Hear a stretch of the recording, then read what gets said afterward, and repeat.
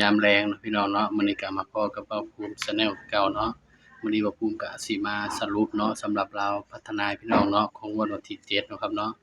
มาเบิ่งสรุปนำกันเนาะพี่น้องเนาะสรุปก็สิให้อยู่4คู่เด้อพี่น้องเด้อสำหรับชุดสรุปเนาะก็มาเบิ่งนำกันเนาะพี่น้องเนาะสำหรับ7มกราเนาะ69เนาะสำหรับสรุปเนาะพี่น้อง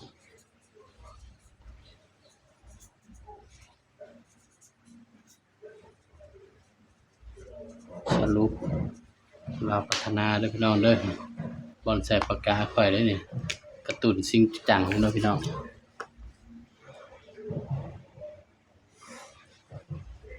สรุปพี่น้องสำหรับเด่นเนาะสุดสรุปก็เด่นเด้อพี่น้อง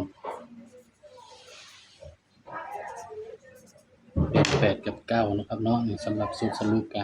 ให้เด่น8กับ9นะครับเด้อนี่เด่น8กับ9เนาะพี่น้องเนาะนี่ นี่คือสุดสรุปพี่น้อง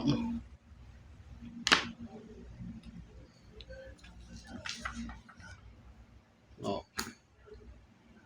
8 4 5สุดสรุปเนาะให้เด่น8กับ9ก็เอามาเบิ่งจับคู่นำกันเนาะพี่น้องเนาะเบาก็สิให้แค่4คู่เด้อพี่น้องเด้อ81 87 91 97นี่เนาะพี่น้องเนาะให้แค่นี้เนาะพี่น้องเนาะแล้วก็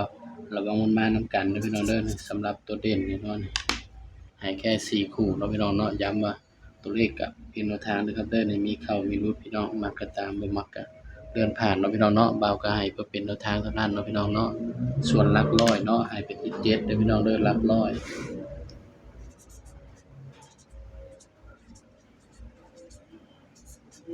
หลักร้อยนี่เบาให้7เนาะ781 797 787ก็ได้791ก็ได้เนาะพี่น้องเนาะ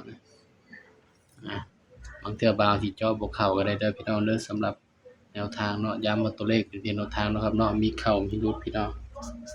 มักก็ตามบ่มักก็เลื่อนผ่านเนาะครับเนาะสำหรับคลิปนี้ก็ฝากไว้เพียงส่ำนี้เนาะพี่น้องเนาะอย่าลืมกดไลค์กดแชร์กดติดตามเบ้าภูมิ Channel นี่เด้อพี่น้องเด้อสำหรับคลิปนี้ก็สวัสดีครับ